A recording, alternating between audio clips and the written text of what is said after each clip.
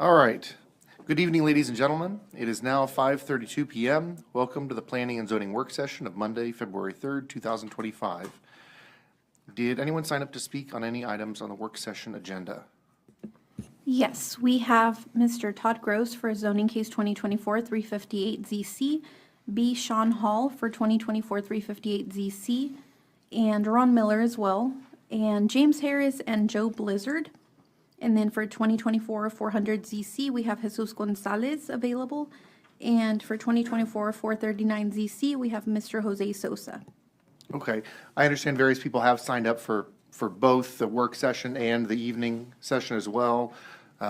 We do have the public hearing during the evening session, so you're certainly welcome to speak now if you would prefer, but this isn't the time where we really have as much of the interaction with the people speaking as we do during the evening session, but that you do still have that option, yeah, if any of you would like to speak now as opposed to or in addition to this evening during the 7 o'clock session.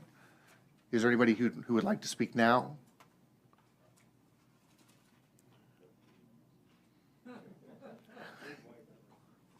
I'm Jim Harris. I just signed up in case somebody had a question. Okay, all right. Usually we'll do the questions for the applicants during the evening session, during the public hearing. All right, well, it looks like no one who wants to speak right now, so we will keep going. Thank you, April. All right, on to the next item, report on the city council meeting decisions from January 16th, 2025. Is there anything in addition to what was in the report that we received in our packet? No? Okay. And then Planning and Development Committee Liaison Report for January 16th, 2025. Commissioner Merrick or Secretary Merrick, give a report. Yeah, so, and I'm going to follow back up with Jocelyn. There was a presentation during the Planning and Zoning Committee meeting that I think would be good for our commissioners to take a look at. But a lot of the discussion was around PUD 6. So a couple of words that I heard that was said by several council members is that we want to make sure that PUD 6 is something magnificent and also a destination. So if you all think about some of the things that Plano has been doing, Frisco has been doing, you know, those type of destination places. We've got the PGA coming out. Is it in Frisco? I think it is. Yeah. Yeah. So this will be our last opportunity to really do something in that location. So the key is looking for something that would be a destination. And Daniel, I know you were there, so I'm going to let you add. Well, if you have it's just the liaison report for right now. Yes. So the other thing that was discussed about PUD 6, it's a mixed-use area, corporate, headquarters, retail, residential. Again, we have a lot of opportunity to make the area a destination, and I won't stop saying that. One of the comments from the mayor was it should be a live, work, play area. If you all aren't already aware, text.lease ended January 31st, so Friday. That ended, so that area is now open and capable of development. Whatever the plan is, the goal would be to stick to the plan once it's finalized. The planning and zoning staff has the responsibility to update the PUD 6 and also correct and align it with the UDC. And Jocelyn and Ken, I don't know if there's any other comments you all want to make. Now, this is your report, so whatever you'd like to share.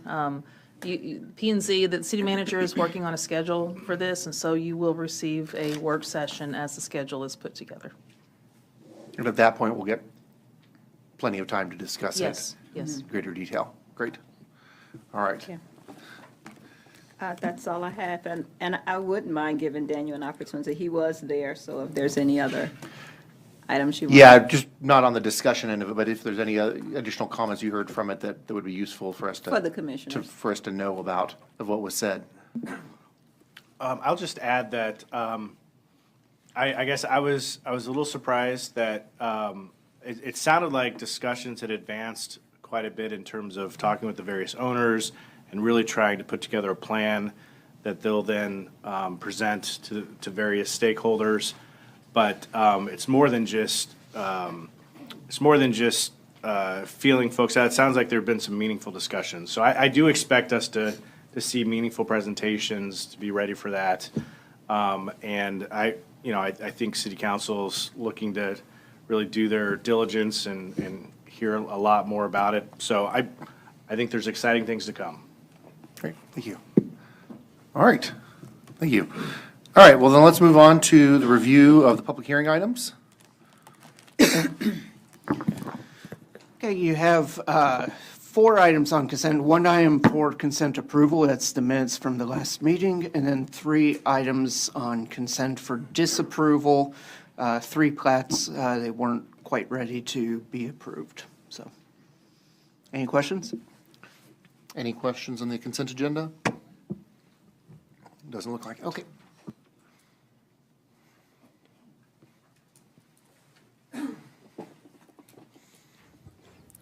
Good evening, Commissioners. Gina Costanza Grant with the Planning Department.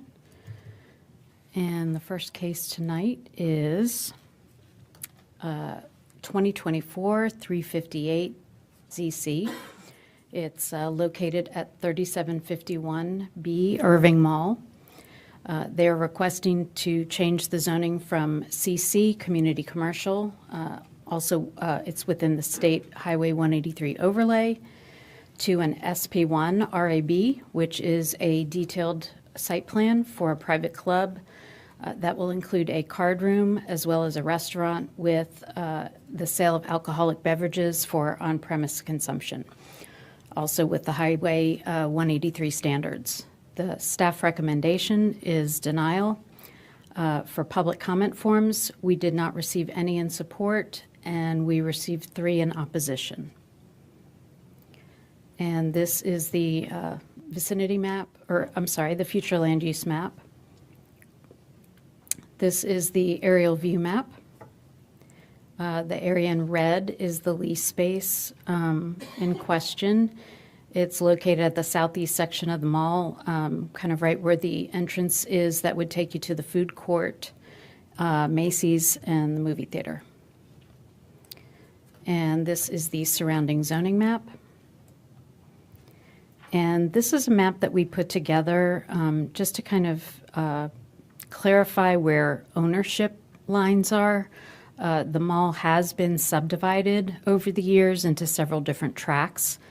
And just to clarify, the space that's in red is the lease space that's in question. It is actually under condo ownership. So it used to be, from what I've understood, JCPenney's department store, 2 stories. When they sold it, JCPenney owned their own tract, like many of the chain, the anchor tenants do in the mall. And when they sold it, they actually sold it in condo ownership, with the bottom floor going to one owner and the second floor going to another. For this particular case, the applicant is requesting to use the top floor of the space. One of the letters we received in opposition is actually from the owner of the first floor space. So, and then the other letter we received in opposition is from Macy's, and they are outlined in blue. Another letter that we received was from the Mall Ground Portfolio LLC, who owns the remainder of the mall. That area is shown in yellow. So we were just trying to give a visual of the surrounding ownership and the letters that were received in opposition. This is the notification map for the 200-foot notification boundary. And this is the proposed site plan. It is approximately a 24,000 square foot lease space. And again, they are looking to use the space as a private club that would be for a card room or a card house, and also a restaurant. They're aware that it does have to be a full restaurant with the sale of alcoholic beverages for on-premises consumption. Regarding the card house definition, we did adopt a new definition and classifications for card houses in October of 2024. This application was submitted prior to that date of adoption, so the best way to have handled the request is through this specific detailed site plan process. That is the one way that we could specify the restaurant with the use of alcoholic beverages for on-premises consumption, as well as the additional use of the private club. They did submit a floor plan. It is for illustrative purposes only. We no longer require a floor plan for restaurants with the sale of alcoholic beverages, but you can see the general layout. They are showing tables for card games, and they did also include some rooms for virtual games, as well as the restaurant and bar area. And this is looking at the lease space. You can kind of see on the left-hand side, it's a little bit taller. It's here you can clearly see the 2 stories. When you get to this end of it, and if you go around that corner, that's where part of the building is below grade and part of the building is above grade. Excuse me. And this is just a closer look at where the entrance would be. And this is looking at the suite from within the mall space. And again, just a closer up look at the entrance. And again, this is looking out from the space into the rest of the mall. And again, we are on the site plan, and I'm happy to take any questions that you might have. You mentioned that there were letters in opposition. Correct. Do we have copies of those, or did they say anything substantive other than that they opposed it? Oh, I do apologize. I thought Claudia was printing them. We'll get those for you. Okay, great, thank you. Yeah, we'll get those ASAP. No, that was my question. What was the date they filed their application for this? When did they originally file? I know the zoning case is in 2024, but what date did they file their application? I know it was in September. I can't remember the exact date. Ken's looking it up for me.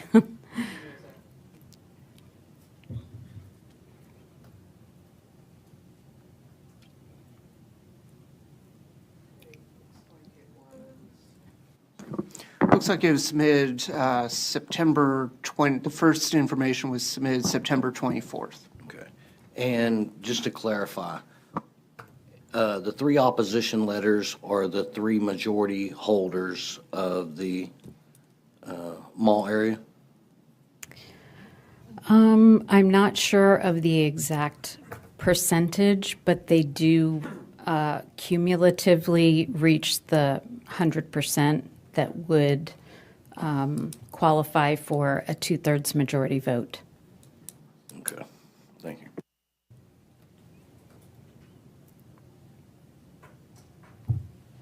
Any Has other there ever questions? been a private club in the mall before, anything like that? There have been a couple RABs in the mall, and most notably, actually, the AMC Theater is an RAB. Well, I mean, not restaurants, but private. But in terms of clubs, no, I'm not aware of it. Okay, yeah, I'd never heard of that in a mall.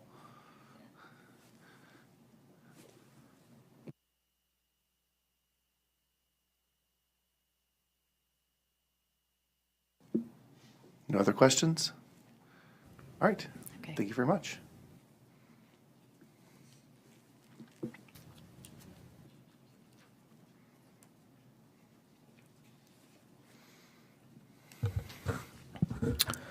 Good evening, Commissioners. Jason Gillis presenting zoning case 2024-400-ZC.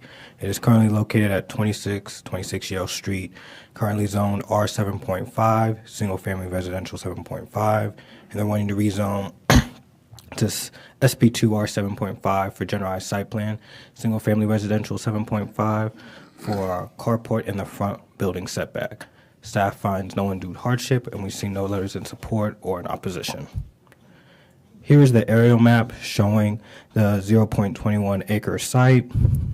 And just to get an understanding of this area, this is an established zoning setback. So the established setback is 30 feet. So they're requesting a variance of 20 feet to allow the carport to be 10 feet from the property line. Here is the zoning case. Here is the surrounding zoning map and showing some SP2s, which in this case, these SP2s in the area are SP2s that got approved for carports. And I'll show another map that shows that a little bit better. Here's the 200 feet notification map. And then here is the site plan showing that variance of 20 feet. And then here's the surrounding zoning map showing in more of the reddish color the zonings that have been approved for carports. And then in green on Yale Street, there is some carports you probably saw driving around in the area. This was due to a carport blocks. So carport blocks at some point were allowed by right between 1992 and 2009 until it was repealed. So all of those carports that you saw are legal non-conforming. They are allowed to be there because when they were built during the time when it was legal. So if they were to make any changes, then it wouldn't be legal anymore, but they're keeping as is, so it is legal. And then here's the subject property. East of subject property, that shows one of the carports that's allowed because of the carport block at the time. North of subject property, west of subject property, and there's another one further down. And then the site plan. And staff from Traffic, Fire, and Water have reviewed requests and have no objections. And staff does see no undue hardship, but I'll be happy to answer any questions on this one. Any questions?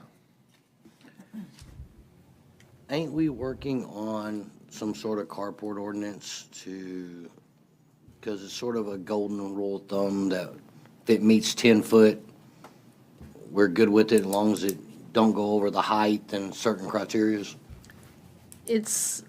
That was a regulation in the past. Whether it's a rule of thumb, that's your and council's prerogative. Council has asked us to bring it back, so we will be discussing it at Planning and Development Committee this week to see if they give us direction for, we're going to give them some options and see if they want for us to proceed with any amendments this time.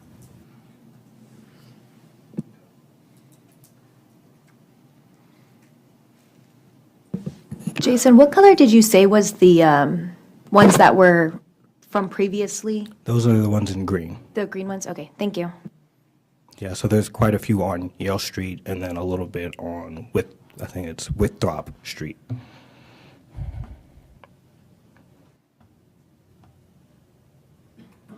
Any other questions? No? Great. Thank you.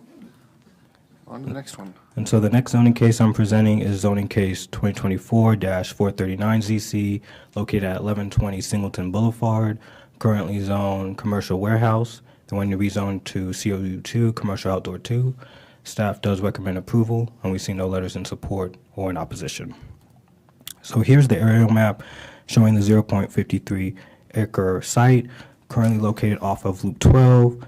In this surrounding area, there is an auto sales business, east some multifamily.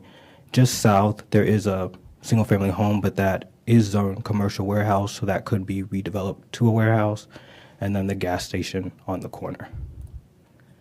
Here's the future land use map showing regional commercial.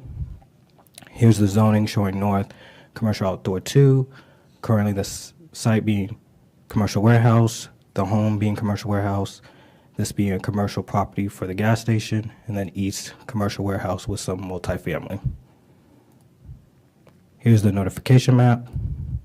And then the reason for you're seeing this zoning case is that applicant is wanting to sell the property and give it to a buyer to create more options for them that do not include just warehouse. They have thought about doing possibly auto repair, car sales, drive-in, gasoline service station. Could be any of these options, but they want to create more options for themselves for when they do sell the property. They do not have a concept plan or anything. There's just giving it to a buyer who later would need to adhere to the requirements and let the buyer know if they do need any variances, they would have to come through here again, if it be parking or anything like that.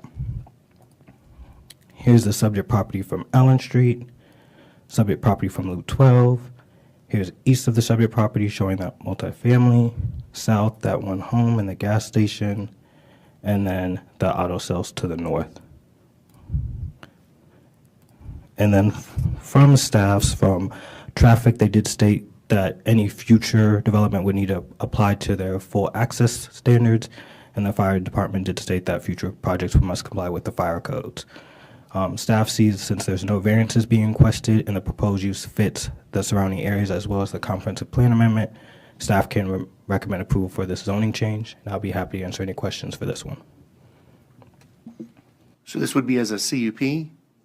No, it'd just be commercial outdoor too, so just a Okay, new zoning district. just straight zoning, okay. Just straight zoning.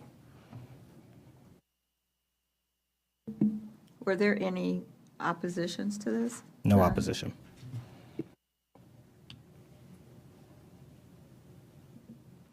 Any other questions? No? Thank you.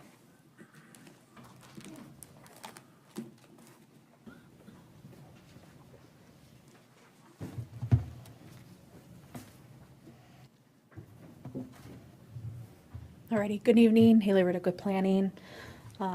First case I'm going to be showing you is the comprehensive plan amendment case. It has a companion case, so I can just go ahead and skip through. If you do them together, that'd be great. Okay, Yeah. cool. Okay, so the companion case is at 2024 445 ZC. It's located at 2410 Camano Drive. Currently, it is zoned R6 for single-family residential, and they want to change it to commercial warehouse. After review, staff recommendation is for approval. And then in terms of public comments, there's been none in support or in opposition. This is the aerial. As you can see, it's largely surrounded by undeveloped lots, except for the ones to the west. And then this is what it's currently for the future land use. Right now, it is for regional commercial. They are requesting to change it to industrial. And this is surrounding zoning, so you can kind of see it's more industrial. So you have the repealed freeway, ML 120, property owner notifications. And this is the subject property. This is the west, so kind of just right across the street from the front of the house. North, the subject property, east. Alrighty. And it's a straight zoning case. Basically what they're wanting to do with the commercial warehouse designation is to create a warehouse for their contracting business. So basically just store all their equipment, materials inside of there. And then I can answer any comments or questions. Any questions? I guess I have one question. So, I think the proposed use is probably consistent with the area, but I was a little surprised when I went out there. The condition of the road is not great. And I know we have a great roads department, and I don't know if it's a matter of just elevating this to their attention, but if we put in another industrial use, it's going to create, more use on that road. So does that figure into, like, if it's approved, does that figure into how the roads will be maintained or upgraded? Don't know if Cody wants to jump in on that or, okay. The short version, excuse me. The short version of that, of the answer is, no, we don't look at the condition of the road per se. We look to see if there is a road, if there's, but in terms of, where it is on the, 5-year plan or anything like that, we don't look at that because that's basically our issue, not the landowner's issue. We do look to see if there's adequate public facilities, water, sewer, that kind of thing. Thanks. Any other questions? Yeah, thank you. Alrighty. And then this is another comprehensive plan amendment with a companion case. And I'll go ahead and just get to the zoning case part of it. This is for zoning case 2024, 450 ZC, located at 5050 West Northgate Drive. Currently, their zoning is industrial park, airport-related uses, and the State Highway 161 overlay. They're wanting to change the zoning to a detailed site plan for community commercial with used auto sales as an accessory use, and then as well as the State Highway 161 overlay. After review, staff recommends approval. In terms of public comment, there's been none in support or in opposition. This is the aerial. And then for the future land use, it's currently a designated manufacturing warehouse. They're proposing to change it to regional commercial. Though currently it is manufacturing warehouse, it actually, the current uses that are there don't really align with this designation. Then this is the zoning map. Notifications. And then this is the site plan. This site used to be a car wash. It's then been converted to auto repairs, and it's been operating, with a permit and everything for a little bit now. They're just wanting to add this accessory use. So there's not going to really need to be any changes to what's there, like the building. It's just kind of having that use so they can get with the state to allow the car sales. So this is the subject property. And this is west, so you have a Valero kind of convenience store, gas station. And then this is the east of subject property, so one of its neighbors. It's also a car dealership. This is north of subject property, so across the street. And I'm open to answering any questions. Would you go back to the subject property picture? Yeah. Okay. And that's the property right there, and they want to add allow car sales. Yeah, so it's So what type of parking, how many parking spaces do they even have? Let me see what they're, looks like they're showing 4, like right on the frontage, 4 here, and then they have 1, 2, 3, 4 here, and then they have a lot of what they're going to have back here for storage. Well, the storage they have back there now, then it's just jam-packed. But Okay. Forest Parking Spaces is doing a used car sales, and their office is no bigger than this space right here. Excuse me, no bigger than this space here.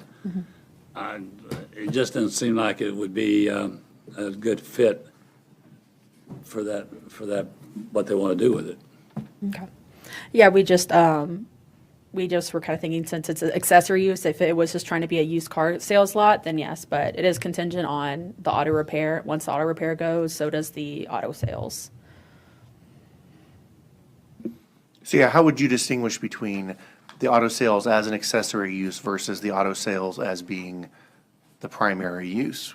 Because obviously a lot of auto sales places also have repair, but it seems like they're primarily auto sales. The site plan has, specifically says a couple of things. First, it says that auto sales are only if it's accessory to the auto repair. So it has to be CO'd by inspections as an auto repair establishment not as an auto sales establishment. The other thing is the site plan limits the number of spaces shown here.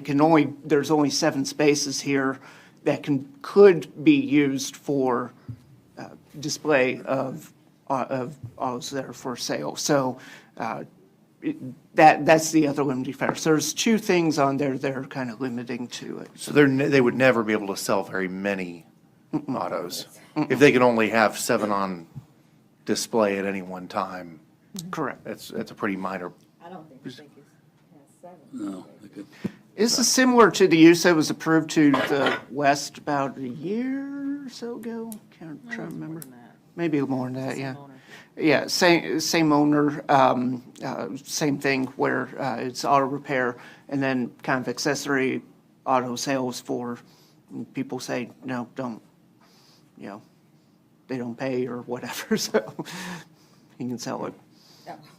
So they're just getting auto sales as just an accessory to the repair. So they could be doing internet sales or wholesaling through the internet, et cetera. They just have to have 5 parking spaces in order to satisfy the state of Texas, correct?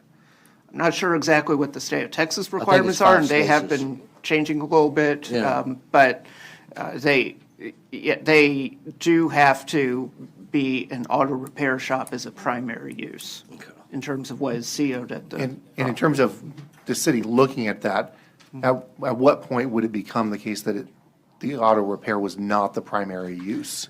Well, if they weren't running auto repair business out of there, if that was basically closed up and they were just trying to do auto sales, and that would be a violation of their CO. Yeah, but I mean, like more, there's a lot of auto sales places along 183 that have auto repair as well, but they have a lot of cars. I presume they're auto sales with auto They're- repair as an accessory. Right. So how do you Right, it's the distinguish reverse. between those two? It's what is the predominant business on the site. Again, they have to have the auto repair as a CO'd use, and on top of that, they can only have a maximum of 7 spots that could be used for display of the automobiles.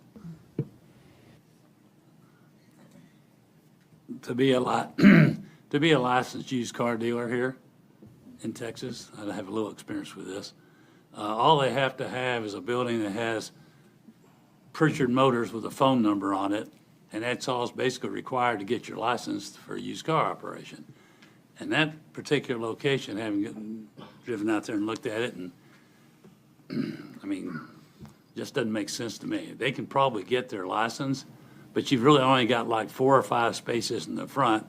And I'm assuming they're gonna have to have at least 1 car for 1 employee to make a salesman or a sales manager.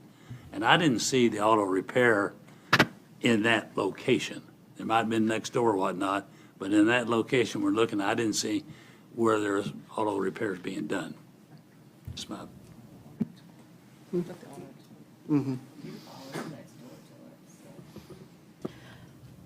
Well, the building also was issued a permit or a CO for that actual location to have auto repair. So from what I understand, it's what they're currently doing. They just want to now add, kind of like an RAB, it's a restaurant. Now they just kind of want to add the alcohol component, like that, so.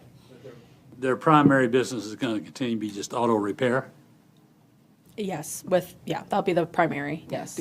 The owner and/or their representative is going to be here tonight, so those would be good questions to ask them directly. But if auto repair didn't remain their primary, that would be a violation of their CO, right? Okay, so they'd be subject to some sort of sanctions or action or penalty if they were violating their CO. Yeah, they could have their CO revoked. Yeah. And as well as then have, their violation of zoning, so all the procedures that go with that. Okay, so yeah, the answer to your question that they would have to keep it being primarily auto repair. All right. Any other questions? So are you allowed to have an auto repair shop under manufacturing and warehouse zoning? The manufacturing warehouse, that's the comprehensive land use designation, so really it's what zoning districts are under that, and if those do allow it. I believe manufacturing warehouse can maybe help me out with this, but it wouldn't be an issue, I don't believe. If it's manufacturing warehouses, they're usually higher zoning districts. I guess because my question is, this used to be a car wash, so shouldn't that be a commercial outdoor too, in order to be a car wash? So was the zone change at some point for the auto repair? I believe the car wash was more of like a legal non-conforming. It was there for a very long time, and then it ceased operations, and so then the legal non-conforming went, and then they came in and got the permits for the auto repair. So the existing zoning is called IPAR, which is Industrial Park Airport-related uses. So it was when 161 was coming in and the airport was starting to expand. So it's an existing district that people can use if they have it. You just can't zone to it. So that allowed the car wash, and it probably also allowed the auto repair. But you cannot zone to that anymore. So yes, any use that is open to the public is a commercial use. use. So that's why they're having to do the comprehensive plan change to a commercial comprehensive plan or a future land use category, and then do the zoning change to the commercial category as well, in order to add the use. Okay. So, and in terms of the 7 cars in display, does that mean like, what does that exactly mean? That means 7 cars have to be in the front and they can have cars in the back? I assume that the reason they want to get this, and I think that a lot of these questions are for the applicant tonight, because Yeah. we only know what we're told, is to get a license from the state. I expect that's what the purpose is of this application. And this is the same owner as the one next door? Correct. Has there been any complaints or issue with the owner next door that we know of, or? We didn't check. I don't believe so, but we did not check with code compliance to see. Thank you. Which side is the other owner? Because I know it's a U-Haul on one side. It's kind of situated a little differently. So this right here is on one side of them, and it's that Zam Auto. So that's the car dealer. So it's like right next to the other, let's see. So like how you have the U-Haul here, and then like that's kind of like right on the other side of it. So I'm trying to think if I can find. That building, excuse me, that picture right there, go back, okay, there. The building to the left, you will see as you drive past, there's about 3 or 4 or 5 signs of names and numbers, and that's all they have to get a used car license in the state of Texas.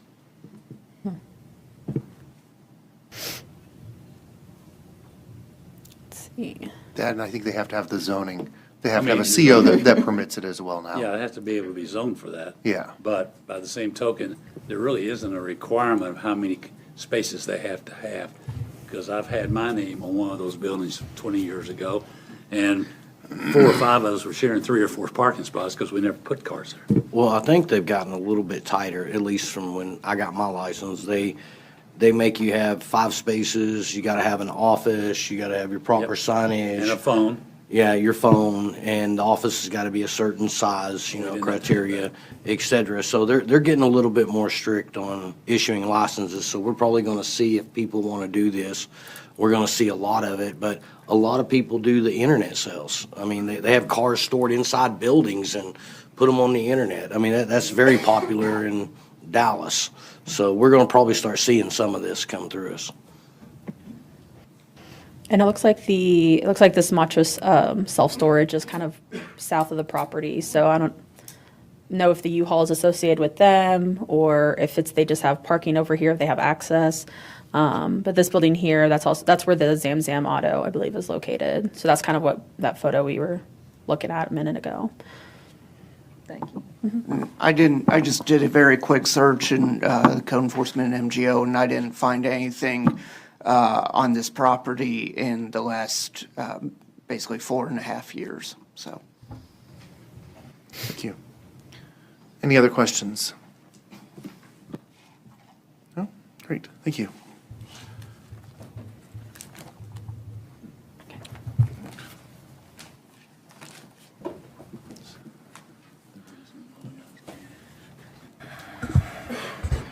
good afternoon again, Ken Bloom, planning manager. So you've seen all this, we've discussed all this, but this is just, this is the, now for the official recommendation time. This is the changing the data centers for being approved by, just allowed by right to being requiring a conditional use permit. So there are 4 additional existing data centers, 3 of them which are allowed by a SP2 that specifically say data centers. There's 1 that is allowed by right and did not need an SP2 at the time. They're actually looking at expanding onto an adjacent site, and so they're they've brought the entire property into a new zoning case that is pending, and that will hopefully be taken care of at some point in the near future. So proposed ordinance allows data centers as principal use only by a conditional use permit and only in certain industrial districts. I would continue to allow data centers by right as an accessory use, and by that meaning as an accessory building. It's always allowed you're always allowed to have a server room in your building or something like that. But in terms of it having to be like an exterior structure, typically you'll see these next to cell towers and that kind of thing. But it is allowed by right in POCO, CNCC, and freeway, and there are certain conditions for it to be a quote-unquote accessory use. This ordinance would also repeal and readopt the development standards, so it would have just revise the land use chart in individual sections. Everything would be the same as before. It's just repealing and readopting with the conditional use permit.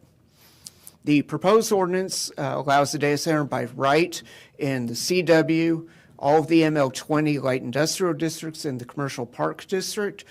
It would change that to be allowed by conditional use permit in all of those districts. And it would also allow for a property that has site plan zoning, SP1 or SP2, that specifically approves data center use. Those would not be required to get a CUP. There are a couple other minor changes at this time, just kind of as long as we're going in, correcting kind of things. The minimum standards for principal use, we're just going to clarify that the definition of maximum height is 75 feet. It's 75 feet right now, but it's worded in a very convoluted way in the existing ordinance, so we're just kind of clearing that up so it's simpler language. And then the off-street parking requirements, we left out the word space in the definition, so we're just going in correcting that as well. So as a conditional use permit, you and council can set conditions. So you could recommend and council could approve conditions limited to the building size or height, loading and parking requirements, additional landscaping, vehicle access, parking improvements, placement or orientation of the buildings and entryways, buffer yards, landscaping, screening, and signage restrictions. There is normally the ability to put time limits on, but time limits would not likely meet the requirements of Section 235E5 as a temporary interim use. It's hard to call a data center as a temporary use. So other than time limits, you could basically do anything else. The initial approval process is subject to conditions, safeguards. This is for city council, but you would be making a recommendation based on the same criteria. In your view, in your recommendation, is it consistent with the comprehensive plan, compatible with existing and adjacent uses? Does it meet all of the supplemental use standards? Those are the Section 320 design standards that are being readopted. Is it compatible and preserve the character and integrity of adjacent development? Is there a negative impact and has it been mitigated on adjacent property? And is it materially detrimental to the health, safety, and welfare of the area? So if it's approved, a CUP can be reviewed and revoked under certain circumstances. We can do a periodic review of the CUP to make sure that everything is in compliance. If a determination of noncompliance is found, the director can give written notice of the nature of the violation, the remedies that are needed, and a time period between 10 and 30 days to bring the property into compliance. If the violation is not corrected, then the city attorney's office sends notification, and then we notify just like it were a zoning case. And P&Z would conduct a public hearing no more than 30 days after the city attorney's notice, and you'll make a recommendation to city council, just like any other zoning case. You can consider all of these things here, and then city council would have the second hearing and could make the final decision whether or not to revoke. Revocation considerations can be based on circumstances having changed, alterations or enlargements that were done without permits, violations of site plan, if there was fraud or deception by which the CUP was obtained, the use ceases or was suspended for 180 calendar days or longer. So if the building were a data center and then it closed up and 2 years later somebody wants to reopen it as a data center, they would probably need to get a new CUP to do that because we would have probably had it revoked by then. So next steps, we've gone through all of these so far. We have the P&Z public hearing and recommendation today. On the 6th, we have the City Council public hearing and consideration. You have in the corner here, this is the mail out, this is the back, depending what you view, one side of the mail out postcard that was sent. We sent over 6,300 postcards per state law to every property owner, every tenant, and every business personal property owner in any of those districts that were potentially affected. We have received, as of this afternoon, we received about 30 some odd page hits to, there's a QR code on the other side of this. We received about 30 some odd QR code hits to that as of January 27th. We're trying to get the most accurate numbers. In terms of actual communication that we've had directly, in terms of email, phone, and people coming to the counter, we've had about 13 or 14 people in some way, shape, or form contact us directly about it. Most of the contact was, does this affect my property? And almost all the cases was no. Either the property was way too small to ever be used for a data center, or it's just not something that's going to affect them, like they're a church on the property, for example. So with that, I'd be happy to open up to any questions. Ken, can you go back to, I think it's your slide 2, where you had, I think it said 50 feet from residence? I think that was when it was an accessory use. I'm sorry, which one, which keep going slide are back. you? The one about data centers as an accessory use. Keep going. Oh, okay, This one yeah. right here, the exterior facility shall not exceed 1,000 square feet. That- Shall be at least 50 feet from residential property. Can you explain that a little more? Yeah, that was already approved. This is not changing. This is as an accessory use. So basically, if you have a small structure outside, it can't be more than 1,000 square feet. If you have, this is for basically the unmanned structures. It can't be more than 1,000 square feet, can't be more than 15 feet tall, has to be at least 50 feet away from residential property. These structures don't have the same kind of backup generator units and air conditioner units and everything that the large, massive 200,000 square foot buildings have. These are typically, you will actually see these if you kind of look through the fence and peer. You can see some of these near cell towers that are existing. It's typically something you'll see. Okay, I just wanted to. And you might make see sure that- this at an office building kind of outside. Most people actually put them inside unless it's something like a cell tower or something like that. The one thing that I want to make sure that we're covering is the one thing that we've heard from the last data centers and citizens coming up, et cetera, is the noise. And they complain on the noise, they go out and they meter it, and it'll be in violation, but it takes forever to get that violation corrected. So what can we do with passing this ordinance where we can make sure that the citizens are not, if they're violating their ordinance and violating the noise ordinance, et cetera, at night or during the day, then what can we do to put in this to accelerate them coming into compliance? We don't have the noise issues are not part of the zoning. They're a separate section of code. Those were actually recently updated, and that is the process that it would be a code enforcement issue through the separate noise ordinance that would that affects everybody. It's not something that's specific to data centers per se. Okay. Well, we got on there, it affects their, I think you go back to the slide, it says basically their livelihood, quality of life, health, welfare, et cetera. So I just didn't know if there was something that we could do where it makes it a violation for them or whatever after so many attempts that it's brought back in front of us through a violation of their CUP if they keep violating the noise ordinance. So, I mean, if they had a bunch of noise violations that had been found against them, they got a bunch of citations for code enforcement, and then it was coming back as a reevaluation that they weren't in compliance, that is information we could consider at that point, right? Okay.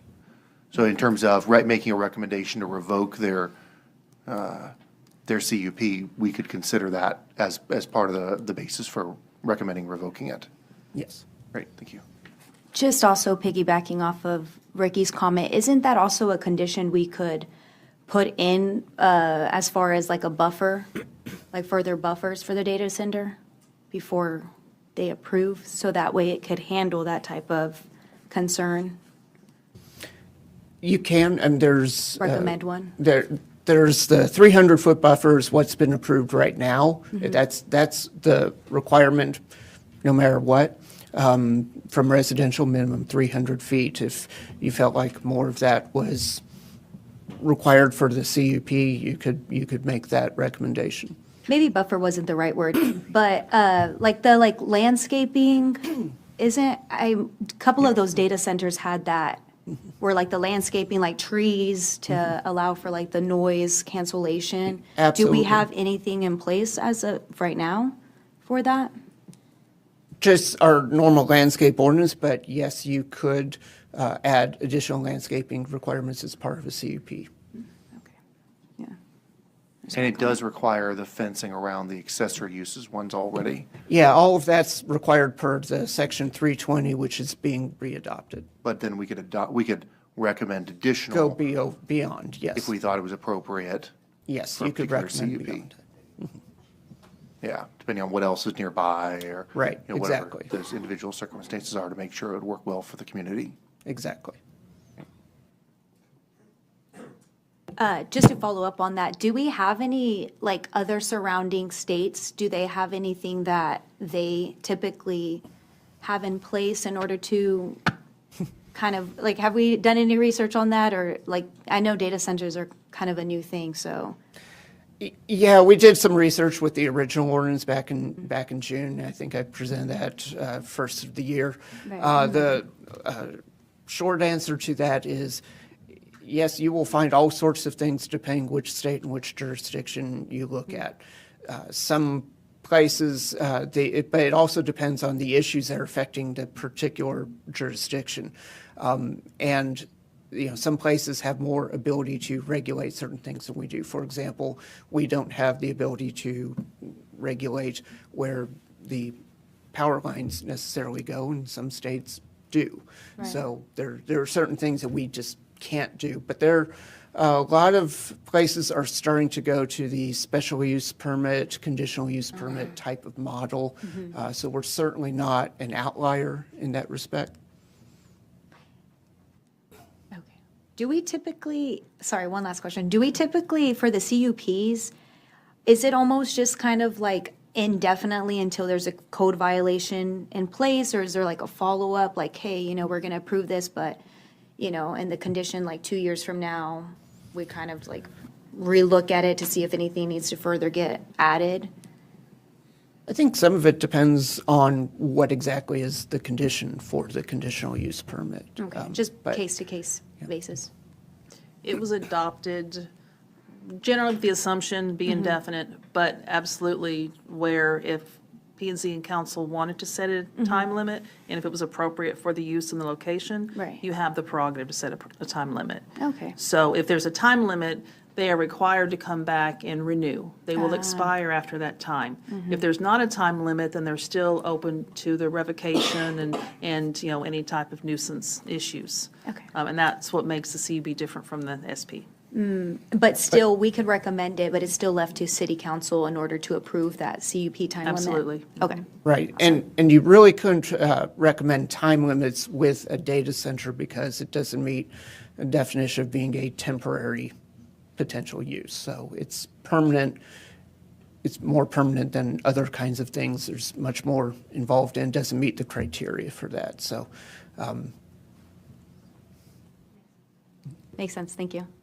And Jocelyn, correct me if I'm wrong, when we did the CUP, we did that mainly for areas that we could continue having certain type businesses in there as it's redeveloping or possibly future redevelop. That's the reason why we put time limits on it, so we could look at how it's progressing over a period of time. That was a reason, absolutely. Yes, there are some parts of town, Heritage downtown, for instance, is a perfect example, where what's there today is not what the city's vision is for it. And there are other uses that we've identified, in the last couple of years that maybe they might be okay in certain locations. And so, like car washes, for instance, and that way the CUP allows you and council to consider, is this the right place for that? So there were a couple different reasons we created it.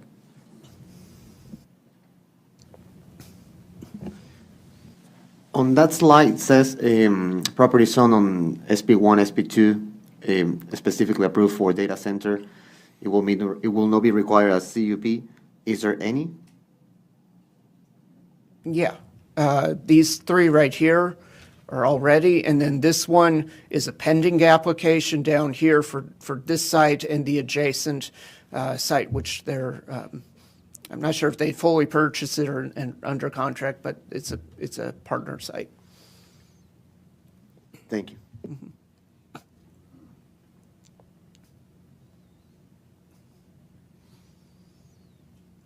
Any other questions? All right, thank you. Okay.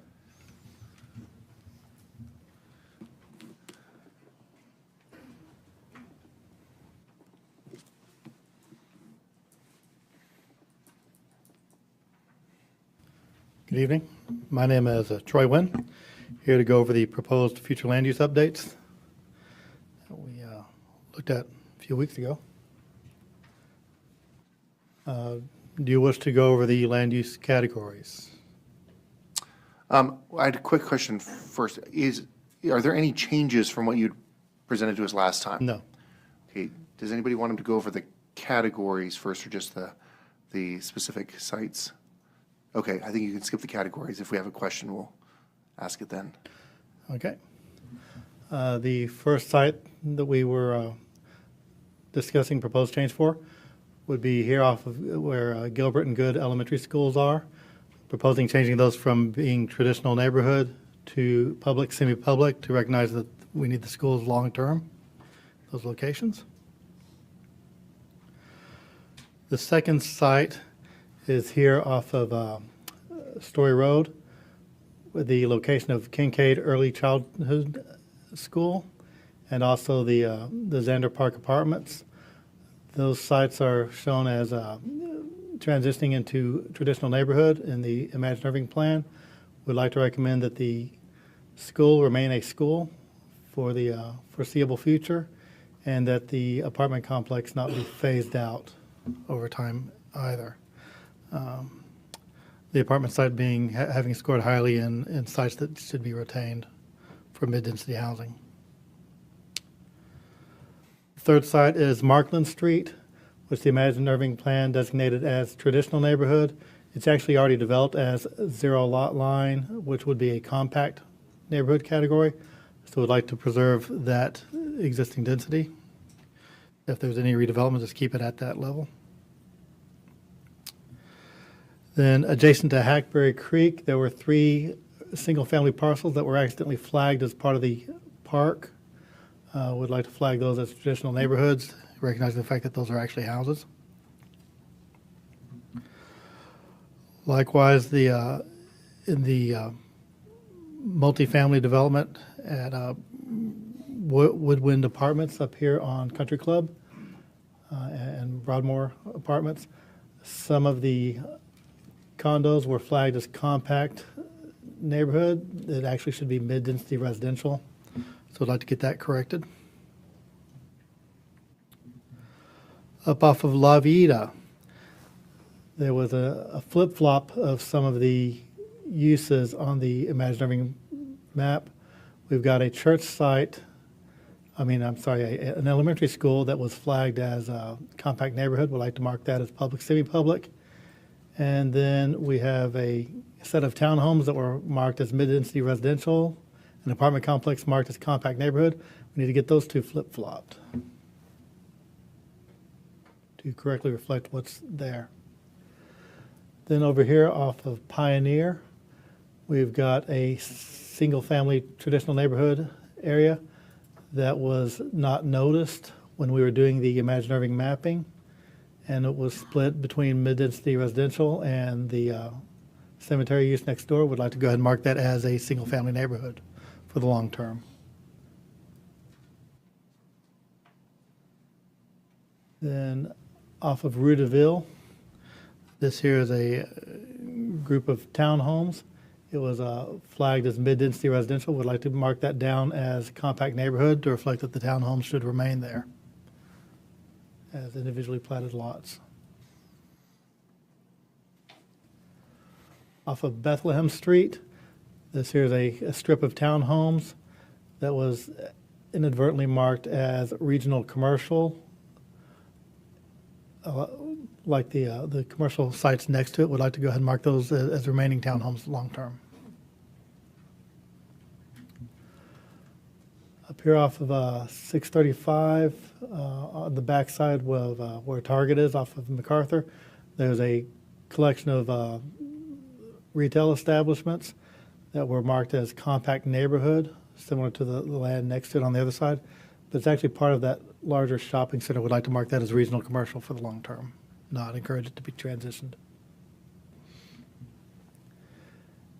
And this here is the one that's really kind of different. Everything else is pretty much just correcting what's there. Here on Grauweiler and Britton Road, we have the Salvation Army site and the uses around it. Right now, that location is marked as regional commercial, which is designed to attract business from surrounding cities and also from across Irving. It's really not a good location to really draw people from out of town into. So we'd like to mark that as local commercial or at the Salvation Army and the adjacent sites. And on the southwest corner of Britton Road, we'd like to mark that as traditional neighborhood. Right now, that location has a church and laundromat, I think. And those uses are allowed in traditional neighborhood because you can have, even though that's a residential designation, where you have a major arterial like Britton Road and Grauweiler, you can also have some small local supportive commercial type uses. So that's our recommendation for this area. Then up on Airport Freeway, there's a piece of land that was taken by TxDOT for as part of their right-of-way expansion.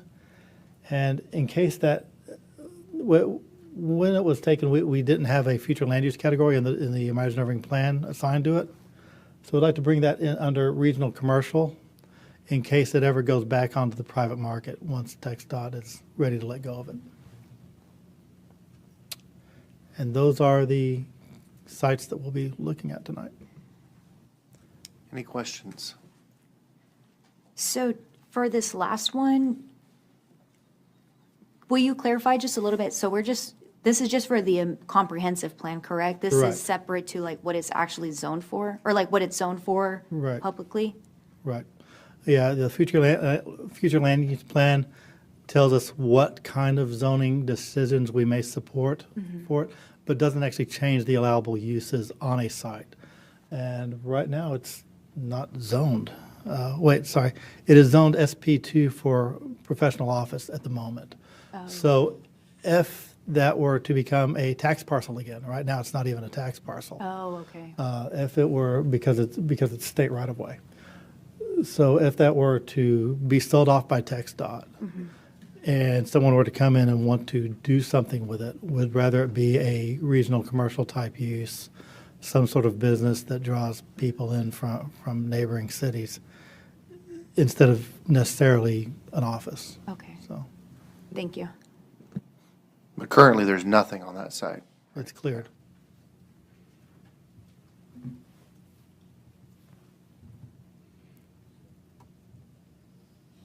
Any other questions? No? Great. Thank you very much. All right. I think that was the last of our public hearing items. Any future agenda items anybody would like to have to mention obviously for the future?